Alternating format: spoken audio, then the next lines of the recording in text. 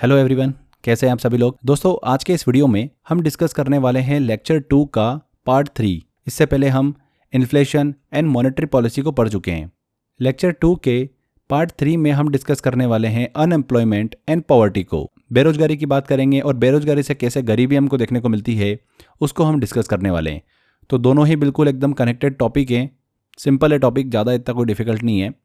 Unemployment के बारे में बात करेंगे तो इसके बारे में हम पढ़ेंगे कि कौन इसका डेटा कलेक्ट करता है, कौन इसका डेटा को पब्लिश करता है, किस मिनिस्ट्री के अंतर्गत ये आता है, अनएम्प्लॉयमेंट और एम्प्लॉयमेंट रेट को कैसे निकाला जाता है, डिफरेंट टाइप की अनएम्प्लॉयमेंट क्या होती है उसको हम डिस्कस करेंगे, जैसे कि voluntary unemployment, structural unemployment, cyclical unemployment, frictional unemployment, seasonal और डिस्गाइज्ड अनएम्प्लॉयमेंट। तो अलग अलग अनएम्प्लॉयमेंट के टाइप हैं, उनको हम अच्छे से डिस्कस करेंगे। ओके, तो चलिए शुरू करते हैं लेक्चर को। अनएम्प्लॉयमेंट फ्रेंड्स, हम बात करें कि क्या होती है। सबसे पहले तो अनएम्प्लॉयमेंट जिसमें कोई पर्सन जो है ना, जिसके पास कार्य करने की इच्छा और योग्यता तो हो लेकिन उसे कोई जॉब न मिले, तो उसे ही हम क्या बोलते हैं, अनएम्प्लॉयमेंट कहते हैं। ठीक है, बेरोजगारी कहते हैं। अब देश के अंदर कितनी अनएम्प्लॉयमेंट है, कितनी बेरोजगारी है, तो किसी ना किसी तरीके से तो इंडियन गवर्नमेंट के पास जो है डेटा आता ही होगा। तो ये डेटा कहाँ से आता है, कौन इसको कलेक्ट करता है? तो अनएम्प्लॉयमेंट का डेटा जो है NSO, नेशनल स्टैटिस्टिकल ऑफिस द्वारा कलेक्ट किया जाता है। अनएम्प्लॉयमेंट की रिपोर्ट जो है वो नीति आयोग द्वारा पब्लिश की जाती है। और हम जो बेरोजगारी की बात कर रहे हैं, अनएम्प्लॉयमेंट की बात कर रहे हैं, ये ministry of labour and employment के अंतर्गत आता है। ठीक है, अब देखिए फ्रेंड्स, यहाँ पर हमको एक विलेज दिख रहा है, गाँव दिख रहा है, जहाँ पर कुछ लोग निवास करते हैं। गाँव में रहने वाले 1000 लोग ऐसे हैं जो कि काम करने के योग्य हैं और काम करने के इच्छुक हैं। इसमें वे लोग भी शामिल होते हैं जो वर्तमान में काम कर रहे हैं या फिर वो लोग जो काम की तलाश में हैं। ठीक है, तो ऐसे कितने हैं? 1000 लोग हैं। भैया गांव के अंदर बच्चे भी रह रहे होंगे, ठीक है, माताएं, बहनें, अलग अलग टाइप से बूढ़े, तो हर टाइप के लोग जो है वो निवास करते हैं। उसमें से ऐसे कितने लोग हैं जो काम करने के योग्य हैं और काम करने के इच्छुक हैं, इसी के साथ साथ जो वर्तमान में काम कर रहे हैं। ठीक है, तो ऐसे कितने लोग हो गए? गांव में 1000 लोग हैं, मान लेते हैं हम। क्लियर?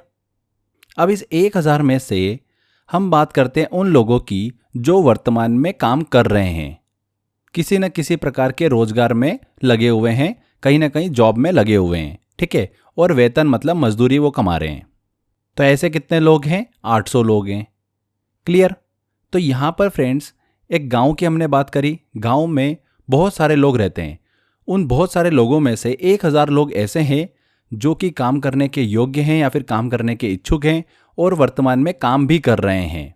उसमें से 800 लोग ऐसे हमने निकाले जो वर्तमान में काम कर रहे हैं।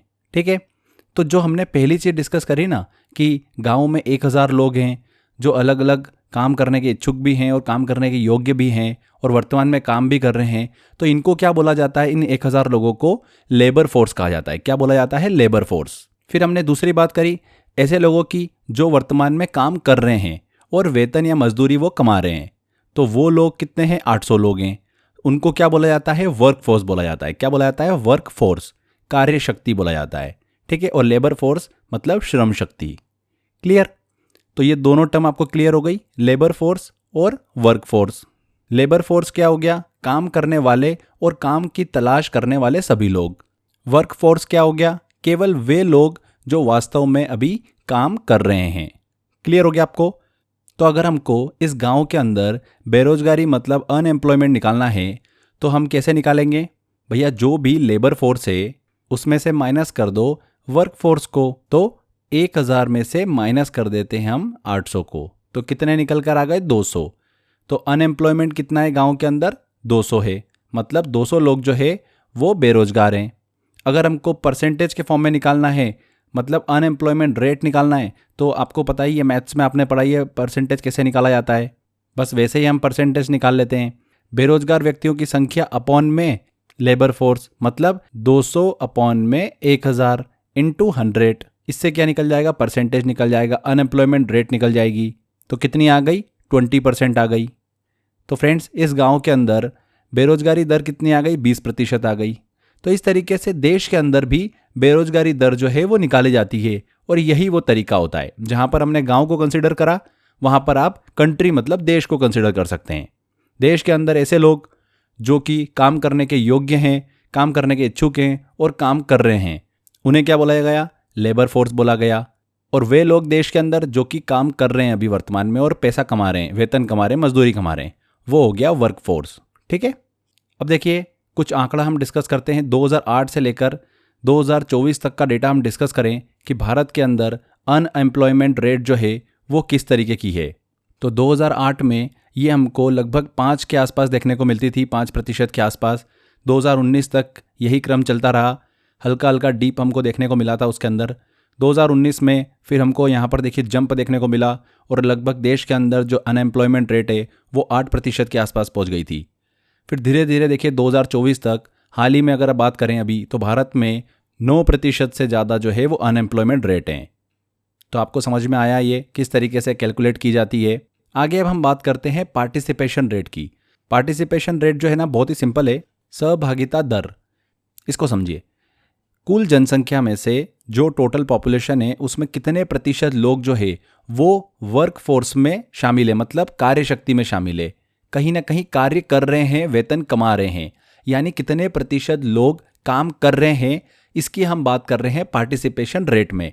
ऑब्वियसली बात है, देखिए पार्टिसिपेशन की बात कर रहे हैं तो कहीं ना कहीं वो अपना पार्टिसिपेशन दे रहे हैं देश की अर्थव्यवस्था में, कहीं ना कहीं वो काम कर रहे हैं। ठीक है ना, ऐसा समझिए इस चीज़ को।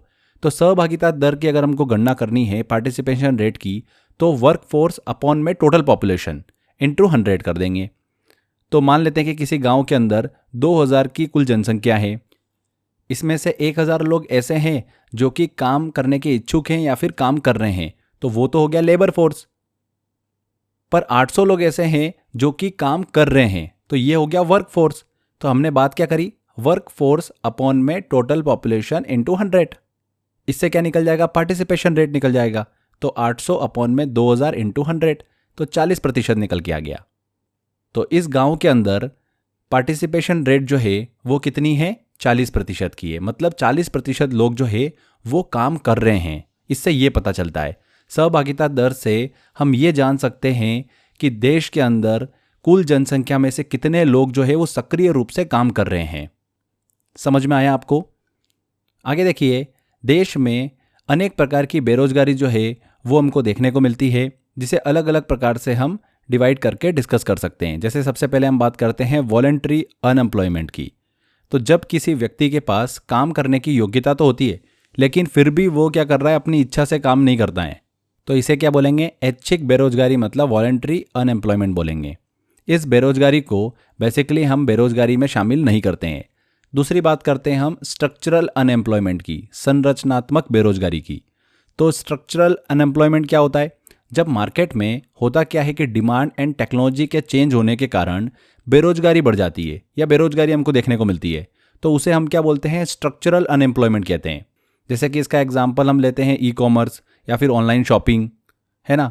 इसके अंदर फ्रेंड्स स्ट्रक्चरल अनएम्प्लॉयमेंट जो होता है वो बढ़ता है इनएडिक्वेट प्रोडक्टिव कैपेसिटी के कारण। अब ये क्या चीज़ होती है, इसको हम समझते हैं। इनएडिक्वेट प्रोडक्टिव कैपेसिटी जो होती है, जब किसी उद्योग में उत्पादन की क्षमता जो होती है, प्रोडक्शन करने की जो कैपेसिटी होती है वो पर्याप्त नहीं होती है, तो उस क्षेत्र में जो काम कर रहे होते हैं मजदूर या फिर श्रमिक बोल लो हम उनको रोजगार जो है वो नहीं मिल पाता है। जैसे कि एक कोई क्षेत्र है जहाँ पर नई तकनीक का विकास हो गया, एक नई टेक्नोलॉजी आ गई, लेकिन वहाँ के जो मजदूर थे या फिर काम करने वाले लोग थे, है ना, उनके पास में वो तकनीक जो है उनको वो नहीं आती है, या फिर उस टेक्निक को वो अपनाने में सक्षम नहीं है, एडेप्टेशन जो है उनका उतना अच्छा नहीं है, तो वो क्या होते हैं, फिर बेरोजगार हो जाते हैं। तो इनएडिक्वेट प्रोडक्टिव कैपेसिटी के कारण हमको स्ट्रक्चरल अनएम्प्लॉयमेंट जो है वो देखने को मिलता है। स्ट्रक्चरल अनएम्प्लॉयमेंट जो है ना, ये जब उद्योग समाप्त हो जाते हैं या फिर कोई नई टेक्निक विकसित हो जाती है, उस दौरान हमको देखने को मिलती है। एक नई टेक्निक विकसित हो गई, समझो ऐसा कि एक कंपनी है जहाँ पर पुराने मशीनें जो है वो यूज़ आती है और बहुत से लोग उन मशीनों को चलाने का काम करते हैं।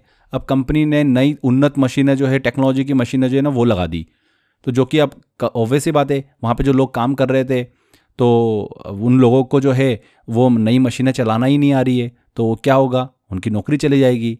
उनकी स्किल जो है और नई मशीनों के साथ में मेल नहीं खाती है, तो इस तरीके से फिर हमको स्ट्रक्चरल अनएम्प्लॉयमेंट जो है वो देखने को मिलती है।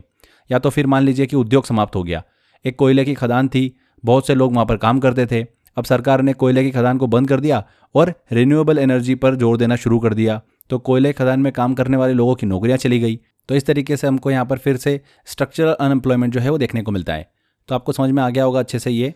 आगे बात करते हैं हम अब साइक्लिकल अनएम्प्लॉयमेंट की।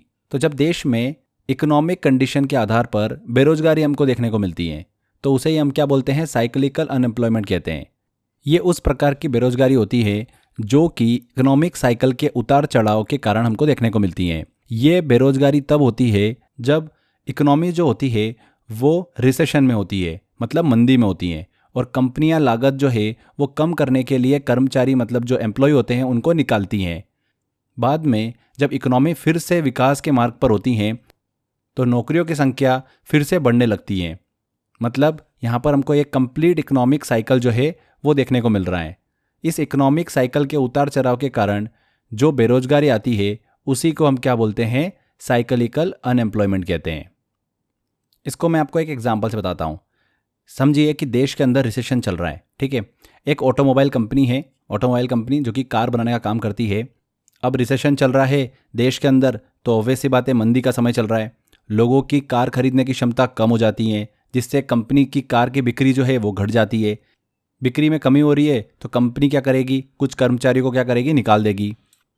जैसे ही फिर इकोनॉमी में सुधार आएगा, लोग फिर से कार खरीदने लगते हैं, कंपनी की बिक्री फिर से बढ़ जाती है, और कंपनी क्या करती हैं, फिर से नए कर्मचारी मतलब एम्प्लॉय को नियुक्त करती हैं, हायर करती है। तो इस प्रकार साइक्लिकल बेरोजगारी जो है, अनएम्प्लॉयमेंट, वो अर्थव्यवस्था मतलब इकोनॉमी के उतार चढ़ाव के साथ बदलती रहती है। आपको ये क्लियर हो गया होगा अच्छे से। आगे बढ़ते हैं, बात करते हैं फ्रिक्शनल अनएम्प्लॉयमेंट की। तो फ्रिक्शनल अनएम्प्लॉयमेंट क्या होता है, जब बेरोजगारी के अंतर्गत कोई भी व्यक्ति टेम्पररी पीरियड के लिए बेरोजगार हो जाता है कुछ समय के लिए, जैसे उसे कुछ टाइम का ब्रेक लेना हो या फिर उसे कंपनी जॉब जो है वो शिफ्ट करना हो, तो उसे ही हम क्या बोलते हैं, फ्रिक्शनल अनएम्प्लॉयमेंट कहते हैं। थोड़े समय के लिए, टेम्पररी टाइम के लिए बेरोजगार जो है वो हो जाना फ्रिक्शनल अनएम्प्लॉयमेंट कहलाता है। आगे बात करते हैं सीजनल अनएम्प्लॉयमेंट की। ये वो बेरोजगारी होती है जो किसी विशेष मौसम के दौरान हमको देखने को मिलती है।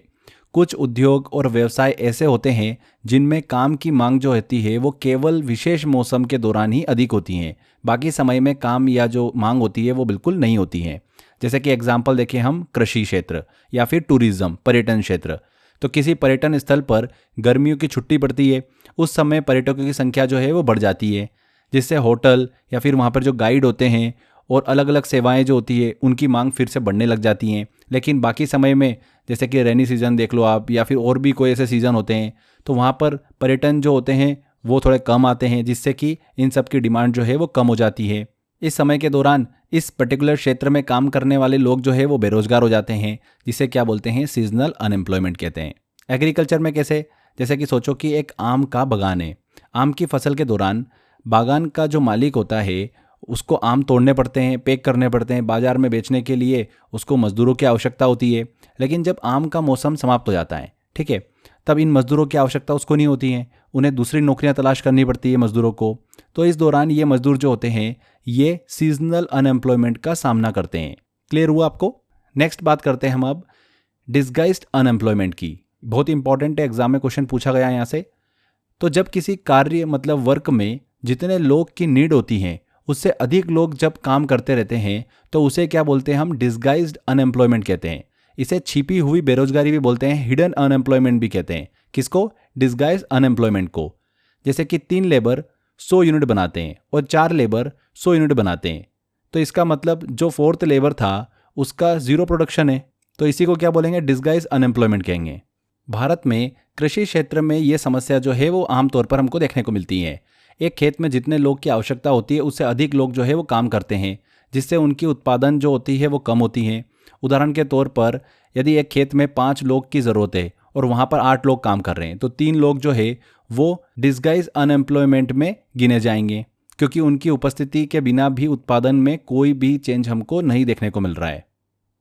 भारत में एग्रीकल्चर में बेरोजगारी का स्वरूप जो होता है वो मुख्यतः हमको डिस्गाइज्ड अनएम्प्लॉयमेंट ही देखने को मिलता है, जो कि दर्शाता है कि कृषि में अतिरिक्त लोग जो है वो भारत में काम कर रहे हैं, लेकिन उनकी कार्य क्षमता का पूर्ण उपयोग जो है वो नहीं हो रहा है। तो दिमाग में रखिएगा, डिस्गाइज अनएम्प्लॉयमेंट में मार्जिनल प्रोडक्टिविटी ऑफ लेबर जो होती है वो 0 होती है। काफ़ी इंपॉर्टेंट है, रिसेंटली एग्जाम में क्वेश्चन पूछा गया था। आगे बात करते हैं इंडस्ट्रियल अनएम्प्लॉयमेंट की। तो जब देश में इंडस्ट्री की कमी के कारण जो बेरोजगारी होती है उसे ही हम क्या बोलते हैं, इंडस्ट्रियल अनएम्प्लॉयमेंट कहते हैं। नेक्स्ट बात करते हैं हम अब एजुकेशनल अनएम्प्लॉयमेंट की। तो जब देश में कोई शिक्षित व्यक्ति जो काम करने के लिए योग्य हो लेकिन उसको रोजगार ना मिले तो उसे हम क्या बोलेंगे, शिक्षित बेरोजगारी कहेंगे, एजुकेशनल अनएम्प्लॉयमेंट कहेंगे।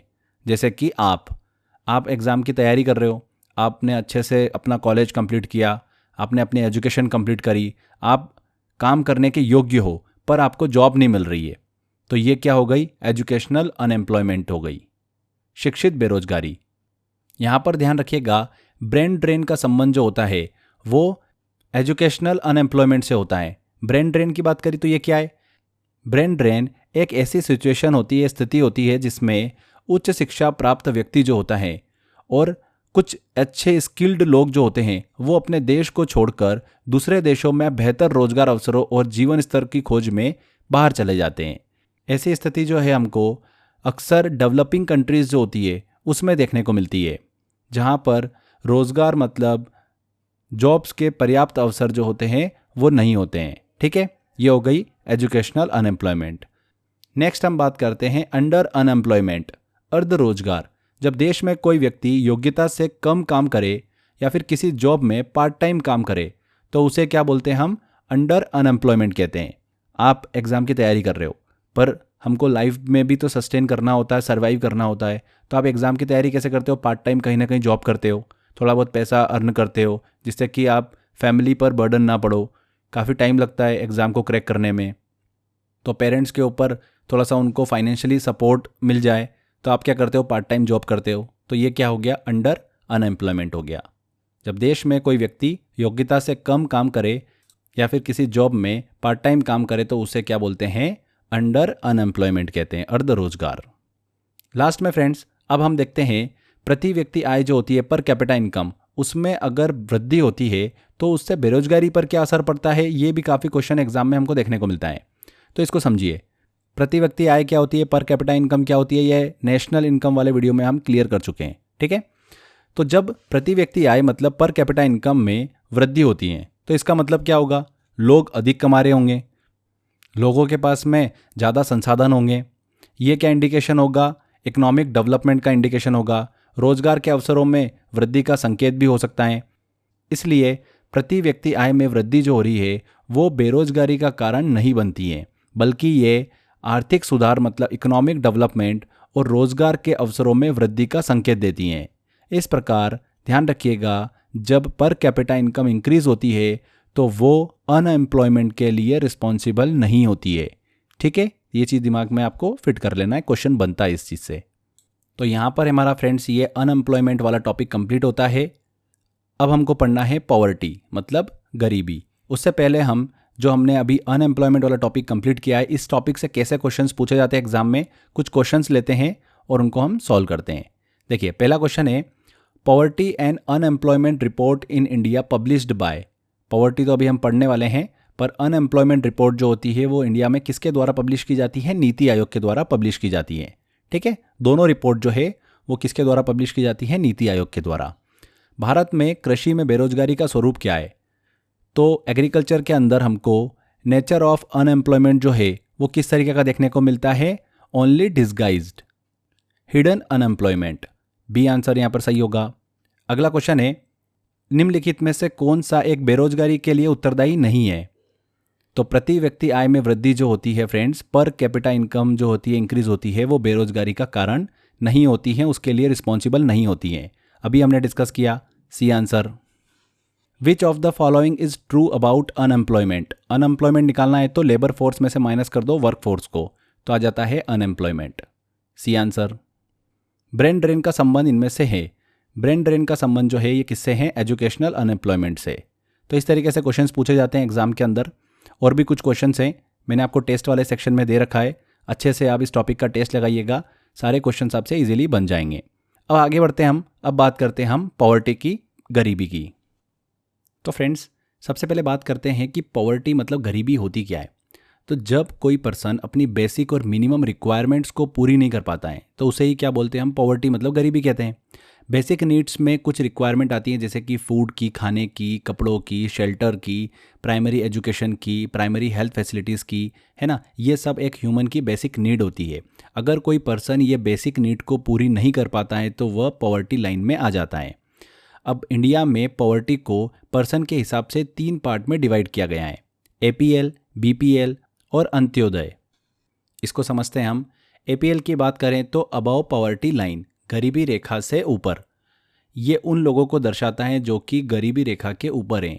ये लोग नॉन पुअर यानी गैर गरीबी होते हैं, जिनकी आय पर्याप्त होती है, अपनी मूलभूत सुविधाएं जो होती है, आवश्यकताएं जो होती है, जैसे कि खाना, कपड़ा, आवास, है ना, ये सब आराम से वो पूरी कर सकते हैं। उन्हीं को क्या बोलते हैं, अबव पॉवर्टी लाइन बोलते हैं। BPL की बात करें, बिलो पॉवर्टी लाइन की, तो गरीबी रेखा से नीचे। ये उन लोगों को दर्शाता है जो गरीबी रेखा से नीचे हैं। ये लोग जो होते हैं ये पुअर होते हैं, यानी गरीब होते हैं, जिनकी आय इतनी नहीं होती है कि वो जो मूलभूत सुविधाएं होती हैं, आवश्यकताएं होती है, उन सबको वो कर सके पूरा। उन्हें सरकार की मदद की आवश्यकता होती है। Below poverty line, clear. तीसरा आता है अंत्योदय। ये उन लोगों को दर्शाता है जो सबसे गरीब होते हैं, यानी कि पुअरेस्ट ऑफ पुअर। ये वो लोग होते हैं जिनकी स्थिति BPL से भी बदतर होती हैं और इन्हें सबसे अधिक सरकारी सहायता की आवश्यकता होती है। ठीक है, तो ये APL, BPL और अंत्योदय आपको क्लियर हुआ होगा। आगे देखिए, बात करें कि इंडिया में पॉवर्टी के डेटा का कलेक्शन जो है वो कौन करता है, तो ये करता है NSO department, national statistical office जो है वो इसके डेटा का कलेक्शन करता है पॉवर्टी का। और इंडिया में पॉवर्टी के रिपोर्ट जो है ये कौन पब्लिश करता है, नीति आयोग करता है। इंडिया में पॉवर्टी को कंजप्शन, एक्सपेंडिचर और कैलोरीज के बेसिस पर मेज़र किया जाता है। इंडिया में पॉवर्टी को इनकम के बेसिस पर नहीं मेज़र किया जाता है, ये चीज़ आप दिमाग में रखिएगा। कंजम्पशन, एक्सपेंडिचर और कैलोरीज के बेसिस पर मेजर किया जाता है। अब कैसे मेजर किया जाता है इसको भी हम समझेंगे आगे। पहले हम बात करते हैं HCR की। HCR क्या होता है, हेड काउंट रेशियो होता है। अब HCR को समझते हैं। हेड काउंट अनुपात जो होता है, रेशियो जो होता है, ये एक ऐसा मापदंड है, ऐसा इंडेक्स है जो ये बताता है कि किसी विशेष जनसंख्या में कितने प्रतिशत लोग जो हैं वो BPL है, मतलब गरीबी रेखा के नीचे है। इसे गरीबी की गणना के लिए उपयोग किया जाता है HCR को, हेड काउंट रेशियो को। ठीक है, HCR अगर आपको कैलकुलेट करना है तो गरीब लोगों की संख्या अपॉन में कुल जनसंख्या इंटू 100, तो HCR काउंट निकल कर आ जाता है। मान लो कि एक गांव में 1000 लोग रह रहे हैं और 300 लोग BPL के नीचे आते हैं, मतलब गरीबी रेखा के नीचे आते हैं। ठीक है, तो 300 अपॉन में 1000 इंटू 100, 30%, मतलब उस गांव में कुल जनसंख्या में से 30% लोग गरीबी रेखा के नीचे जीवन यापन कर रहे हैं। इस प्रकार से फ्रेंड्स, हेड काउंट अनुपात जो है, रेशियो जो है, इसका उपयोग करके किसी भी क्षेत्र की गरीबी की स्थिति को समझा जा सकता है और उसके अकॉर्डिंग योजनाएं, मतलब स्कीम जो है, उनको बनाया जा सकता है। ठीक है, अभी हमने डिस्कस किया कि भारत के अंदर पॉवर्टी, गरीबी जो है वो कंजम्पशन, एक्सपेंडिचर और कैलोरी के बेसिस पर मेजर की जाती है। तो गरीबी को काउंट करने के लिए भारत में कुछ अलग अलग कमेटी जो है वो गठित की गई थी, उनको हम डिस्कस करते हैं। सबसे पहले बात करते हैं 1979 की YK अलग कमेटी की। इस कमेटी के आधार पर भारत देश में कैलोरी के आधार पर गरीबी रेखा को बताया गया है। इसमें अर्बन और रूरल एरिया की बात करें हम तो अलग अलग देखिए कैलोरी की आवश्यकता जो है वो बताई गई। अगर अर्बन एरिया की बात करें, शहरी क्षेत्र की, तो यहाँ पर 2100 कैलोरी प्रतिदिन प्रति व्यक्ति को इन्होंने बताया है। इसका मतलब अगर एक व्यक्ति को 2100 कैलोरी प्रतिदिन से कम मिलती हैं तो उसे गरीबी रेखा के नीचे माना जाएगा। रूरल एरिया की बात करें, ग्रामीण क्षेत्र की, तो वहाँ पर कैलोरी की आवश्यकता को बताया गया 2400 कैलोरी प्रतिदिन प्रति व्यक्ति। इसका मतलब अगर एक व्यक्ति को 2400 कैलोरी प्रतिदिन से कम मिलती है तो उसे गरीबी रेखा से नीचे माना जाएगा। ग्रामीण क्षेत्रों में अधिक कैलोरी की आवश्यकता होती है क्योंकि वहाँ के लोग जो है आमतौर पर अधिक शारीरिक श्रम करते हैं, जैसे खेती, मजदूरी, उनको अधिक ऊर्जा की आवश्यकता होती है, इसीलिए यह डिफरेंस जो है वो रखा गया। इसके बाद हम बात करते हैं 2009 में आई सुरेश तेंदुलकर कमेटी की। सुरेश तेंदुलकर कमेटी ने भारत में गरीबी रेखा को कंजम्पशन और एक्सपेंडिचर के आधार पर निर्धारित किया। ये निर्धारित किया कि एक व्यक्ति को न्यूनतम आवश्यकताओं को पूरा करने के लिए कितनी राशि की आवश्यकता होती है। अर्बन एरिया में बात करें तो दिन के हिसाब से 33 रुपये प्रति दिन प्रति व्यक्ति को निर्धारित किया गया। मतलब यदि एक व्यक्ति 33 रुपये प्रति दिन के हिसाब से अगर कम खर्च करता है तो उसे गरीबी रेखा से नीचे माना जाएगा।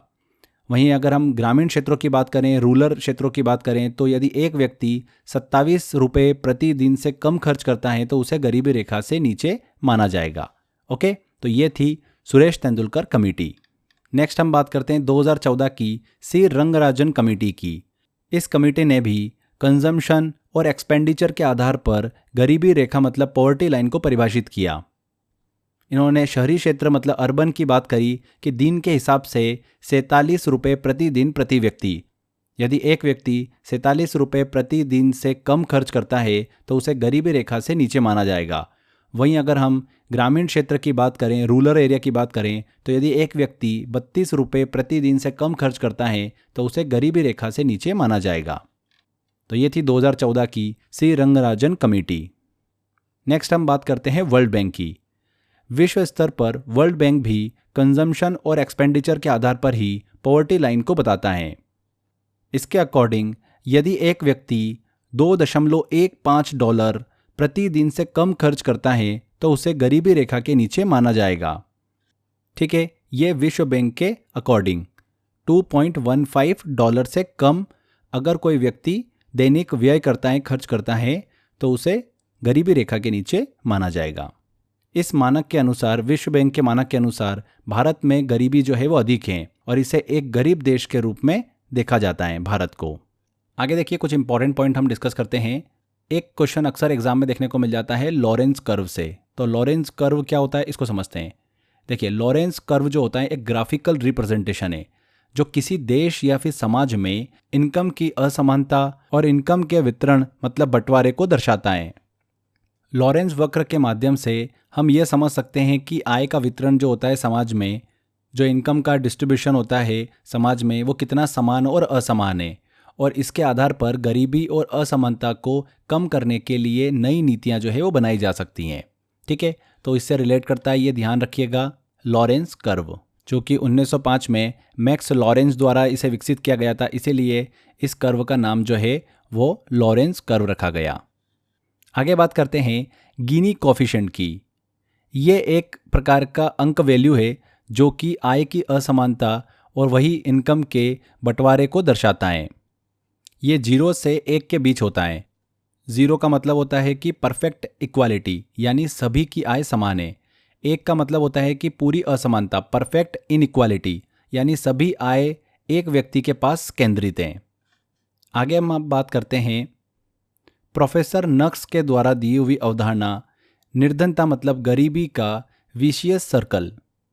इनके अकॉर्डिंग गरीबी, निर्धनता एक वह स्थिति होती है जहां पर गरीबी एक चक्र में फंसी रहती है और बाहर निकलना बहुत मुश्किल हो जाता है। इन्होंने 2 टर्म को अच्छे से एक्सप्लेन किया, एक एब्सोल्यूट पॉवर्टी और दूसरा रिलेटिव पॉवर्टी। एब्सोल्यूट पॉवर्टी मतलब क्या?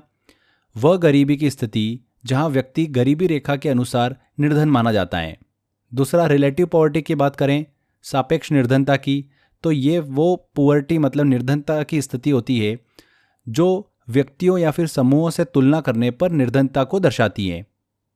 व्यक्ति की आय मतलब इनकम या फिर जो संसाधन है वो सोसाइटी के अन्य सदस्यों की तुलना में कम है। ठीक है, तो ये चीज़ भी ध्यान रखिएगा, एग्जाम में पूछ लेते हैं। विशियस साइकिल जो है ये अवधारणा किसके द्वारा दी गई थी? प्रोफेसर नक्स के द्वारा। आगे लास्ट में कुछ इंपॉर्टेंट कमिटीज़ को भी हम डिस्कस करते हैं। सबसे पहले हम बात करते हैं लक्कड़वाला कमेटी की। तो 1993 की लक्कड़वाला कमेटी के द्वारा कुछ सिफारिशें जो है वो रखी गई। इन सिफारिशों के तहत ये कहा गया कि प्रत्येक राज्य में अलग अलग गरीबी रेखा जो है, पॉवर्टी लाइन जो है वो होना चाहिए। सेकंड कमेटी हम डिस्कस करते हैं पीसी सक्सेना कमेटी 2009। इस कमेटी के तहत भारत में जितने भी ग्रामीण क्षेत्र हैं उनमें बीपीएल परिवारों की पहचान करने के लिए बताया गया है। एसआर हाशिम कमेटी 2010 की बात करें तो इस कमेटी के तहत भारत में जितने भी शहरी क्षेत्र हैं उन सभी जगह बीपीएल परिवारों की पहचान करने के लिए बताया गया है। नेक्स्ट हम बात करें रात एंड दांडेकर कमेटी 1971 की, तो इस कमेटी ने भी गरीबी रेखा को मापना और उसका निर्धारण करने के लिए बताया है। 2016 की अरविंद पनगरिया कमेटी की बात करें तो इस कमेटी में निर्धनता मतलब गरीबी को समाप्त करने और उसको दूर करने के उपाय और सुझाव जो है वो दिए गए हैं। तो ये कुछ इंपॉर्टेंट कमिटीज़ है, आपको पता होना चाहिए इनके बारे में भी। तो यहाँ पर हमारा ये टॉपिक कंप्लीट होता है। इस टॉपिक से रिलेटेड कुछ क्वेश्चंस हम लगाते हैं। पॉवर्टी से रिलेटेड कैसे क्वेश्चंस एग्जाम में पूछे जाते हैं। तो देखिए, पहला क्वेश्चन है, निम्नलिखित में से कौन निर्धनता के लिए उत्तरदायी नहीं है? कौन पॉवर्टी के लिए रिस्पॉन्सिबल नहीं है? तो अनएम्प्लॉयमेंट तो पॉवर्टी के लिए रिस्पॉन्सिबल है, इनसफिशिएंट ग्रोथ रेट भी है, high growth rate of population भी है, राइजिंग इन्वेस्टमेंट रेट, ये जो है ये पॉवर्टी मतलब गरीबी के लिए रिस्पॉन्सिबल नहीं है। डी आंसर, बढ़ती निवेश दर जो है ये रिस्पॉन्सिबल नहीं है पॉवर्टी के लिए। भारत में नगरीय क्षेत्रों में बीपीएल परिवारों की पहचान के लिए निम्नलिखित में से कौन सी समिति गठित जो है वो की गई थी? तो नगरीय की बात करी थी हमने एसआर हाशिम कमेटी 2010। इस कमेटी के तहत भारत में जितने भी शहरी क्षेत्र हैं उन सभी जगह बीपीएल परिवारों की पहचान करने के लिए इन्होंने बताया है। तो यहाँ पर यही पूछा जा रहा है कि भारत में नगरीय क्षेत्रों में बीपीएल परिवारों की पहचान के लिए कौन सी समिति गठित की गई थी? तो हाशिम कमेटी, डी आंसर। अगला क्वेश्चन है, निम्न में से कौन गरीबी निर्धारण मतलब पॉवर्टी डिटर्मिनेशन को मापने में मदद करता है? Poverty gap index, head count ratio, Sen index और ऑल ऑफ दिस। तो ये सभी जो हमको देखने को मिल रहे हैं ये सभी गरीबी निर्धारण को मापने में मदद करते हैं। अगला क्वेश्चन है, आमतौर पर कौन सा संगठन देश की गरीबी रेखा का अनुमान लगाने के लिए आवधिक नमूना सर्वेक्षण करता है? तो कंट्री के अंदर पीरियोडिक सैंपल सर्वे कौन करता है? नेशनल स्टैटिस्टिकल ऑर्गेनाइजेशन, राष्ट्रीय सांख्यिकीय संगठन। अगला क्वेश्चन है, the concept of vicious cycle of poverty is related to, निर्धनता का दुष्चक्र की अवधारणा संबंधित है। किसने दी थी? नक्स ने दी थी ये। अगला क्वेश्चन है, the distribution of income is measured, आय का वितरण मापा जाता है। किससे मापा जाता है? लॉरेंस वक्र से, लॉरेंस कर्व से। तो फ्रेंड्स, इस तरीके से क्वेश्चंस हमको एग्जाम में देखने को मिलते हैं। मैंने और भी क्वेश्चंस दे रखे हैं टेस्ट वाले सेक्शन में, अच्छे से आप टेस्ट लगाइए। ये वाला टॉपिक हमारा अच्छे से कंप्लीट होता है जिसमें हमने इन्फ्लेशन पढ़ा, मॉनेटरी पॉलिसी पढ़ी, अनएम्प्लॉयमेंट पढ़ा और पॉवर्टी पढ़ी। तो चारों को हमने अच्छे से डिटेल में समझा है। आई होप आपको कोई भी डाउट नहीं रहा होगा। अच्छे से मेहनत करते रहिए, 100% आपको सक्सेस मिलेगी। आज के इस वीडियो में इतना ही, मिलते हैं नेक्स्ट वीडियो में। Bye bye.